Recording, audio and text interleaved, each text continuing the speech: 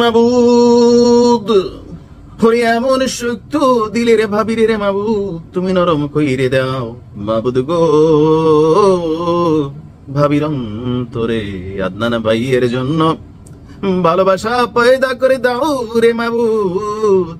ভাবি তো বড় শেয়ানা মাবুদ, আদনান ভাইয়ের আগে এই ঘটনা ঘটাই দিচ্ছে।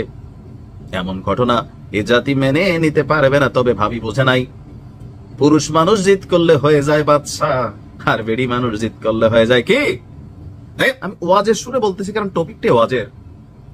আবু তুহা আদনান, দেখেন হুজুরদের বিষয়গুলো কেন বেশি আলোচিত হয়, একটাই কারণ সারা দিন রাত তারাই আমাদেরকে নসিহত দান করেন। বিবাহ ইসলাম হালাল করেছে, কিন্তু একসাথে দুইটা বউ থাকার পরে, দুইটা পর্যন্ত বউ কিন্তু আমি বারবারই বলি, ম্যাক্সিমাম ক্ষেত্রে হয় যে অনেকের পরিবারে দুইটা বউ সিচুয়েশনের কারণে থাকে, ভালো লাগা থেকে হোক, পারিবারিক পছন্দ থেকে হোক, কিন্তু 3 নাম্বার বউয়ের প্রস্তুতি নিতে গেলে স্বাভাবিকভাবেই বউরা বিগ্রাবে। এটা আপনার আম্মার সাথে হইলে, আপনার মেয়ের সাথে হইলে, অথবা আপনি নিজে একজন মহিলা হইলে হয়তো বিষয়টা অনুধাবন করতে পারতেন যে এটা কিন্তু মাইনা নেওয়ার বিষয় না।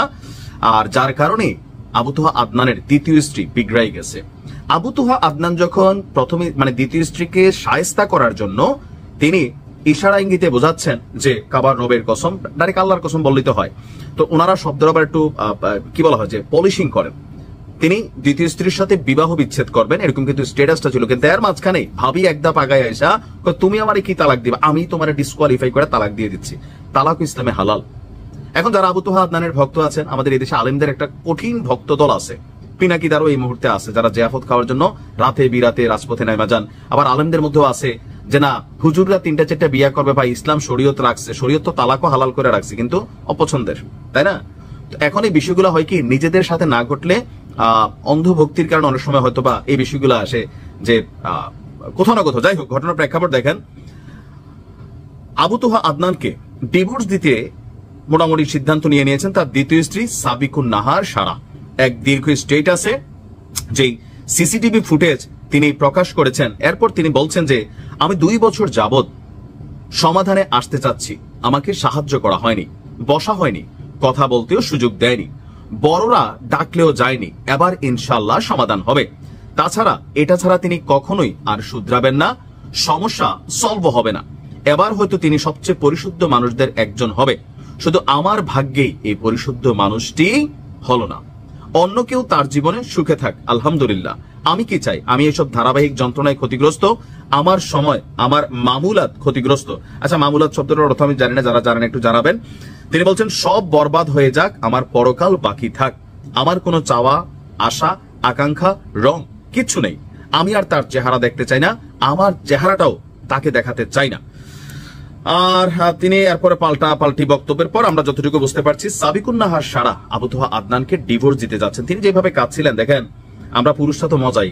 এখন যদি ধরেন আমাদের বউরা যদি বলে যে ঠিক আছে ঘরে 2টা জামাই রাখা, 3 নাম্বার জামাই রাখবো, একটা পুরুষ মুহূর্তের মধ্যে তার বউরে শেষ করে ফেলবে। আইনটা আমাদের পক্ষে আসছে, জিনিসটা ভালো সুন্দর, ঘরে 4-4টা বউ থাকবে, এই বললে 4 জন আসবে, 4 দিক দিয়ে চা বললে কফি নিয়ে আসবে, দুধ চা, রং চা, মালাই চা, বউ চা। কিন্তু একই বিষয় আপনি একটু পাল্টা দৃশ্যপট থেকে ভাবেন যে 3টা জামাই আপনার বউয়ের আছে, আপনি এদের মধ্যে একজন, বিষয়টা আসলে কতটুকু মানা যায়? 2টা বিয়ে বিভিন্ন কারণে অনেক মানুষ করে ফেলে, এটা আমি মনে করি যে ঠিক আছে। সমাজে মেয়েদের সংখ্যা বেড়ে যাচ্ছে, যেভাবে পুরুষের সংখ্যা কমে যাচ্ছে, যাদের শারীরিক অ্যাবিলিটি আছে, মানসিক অ্যাবিলিটি আছে, ফিনান্সিয়াল অ্যাবিলিটি আছে, অনেকে 2টা বিয়ে করতে পারে। কিন্তু 3টা 4টা সবগুলারে রানিং রাইখা, একটা সে বউ তালাক দিচ্ছেন, আরেকটা করছেন মইরা গেছে, আরেকটা করছেন, এইভাবে 10টাও করেন, সমস্যা নাই। কিন্তু রানিং 2টা বউ রেখা 3 নাম্বার বউকে ঘরে ঢুকানোর যে প্রচেষ্টা, এটার পক্ষে যে যুক্তি বা এটা, তবে এই টোটাল ঘটনায় আবু তুহা আদনানের ওই যে আওয়ামী লীগের সময়, আমি এই গল্পটা বারবার বলি কারণ তখনও আদনান কিন্তু বিয়া করে তার বউ নিয়ে কিন্তু আত্মগোপনে চলে গেছিল, এটি হচ্ছে বাস্তবতা। কিন্তু তখন আসছে কি, অপহরণ হয়েছে, সাংবাদিকরা মুখ খুলতে দেয় নাই, প্রশাসন এই করছে সেই করছে। এখন তো মনে হয় সবই এগুলো ভুয়া ছিল। ঘটনা ওইটাই ছিল যে তিনি বিয়ে করে আত্মগোপনে চলে যান, প্রথম বউরে না বলে মনে হয় বিয়ে করে ফেলছিলেন। আর এগুলো তো ভিতরের গল্প, সামনে আসলে মানুষ যেমন আপনাদেরকে ভালোবাসে, প্লাস আপনারা দিনের শিক্ষা দেন, পরকীয়া নিয়ে, জিনা নিয়ে দিনরাত আপনারাই কথা বলেন, আমরা তো ভাই পাপি বান্দা। তো স্বাভাবিকভাবে সমালোচনা আবার আলেমদের হলেও হবে, অন্যদেরটাও হবে। অনেকে বলে যে না না, আলেমদের ব্যাপারে সমালোচনা করা যাবে না। কেন ভাই? তারা কি আলাদা কিছু? তার আলাদা কি? উনি ওনার জায়গাতে উনি পারদর্শী, আমরা পাপি বান্দা। কিন্তু সমালোচনার বিষয়টা আলেমদের নিয়ে বেশি হয়, কারণ আপনি যখন শিক্ষক, আপনি যখন ভুল করবেন এটা কিন্তু স্বাভাবিকভাবে পানিশমেন্টের ইস্যুটা বড় হয়ে যায়। ভালো থাকুন।